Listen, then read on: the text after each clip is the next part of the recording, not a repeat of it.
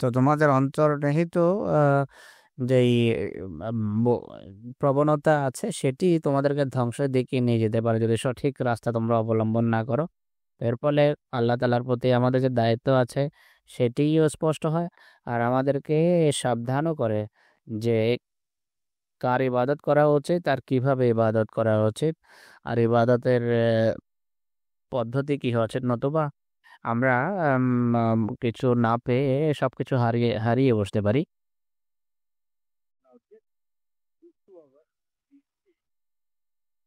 আল্লাহর ইবাদতের বিষয়টি সকল নবীর ইতিহাসে দেখা যায়। কোরআনে আছে যে ইব্রাহিম ইজ ক্বালা লিকওমিহি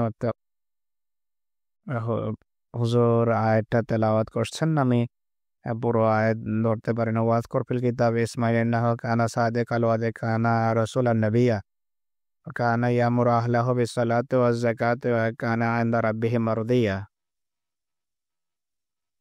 তিনি তার জাতিকে ইবাদতের নির্দেশ দিয়েছেন। সমস্ত নবীরা একের পর এক এসেছেন, একটা প্রধান উদ্দেশ্য ছিল ইবাদতের উপর জোর দেয়া।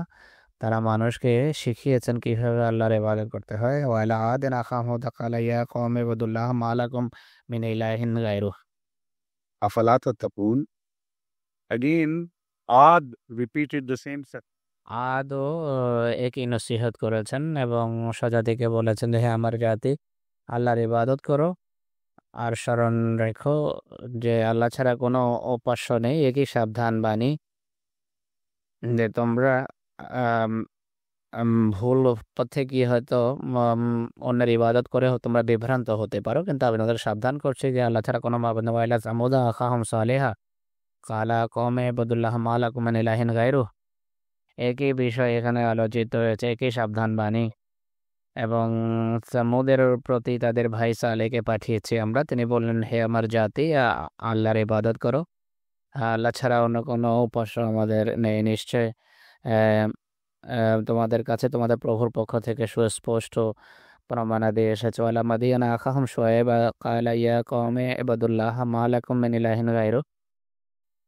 একই পয়গাম অবিকল এখানে পুনরাবৃত্ত হয়েছে।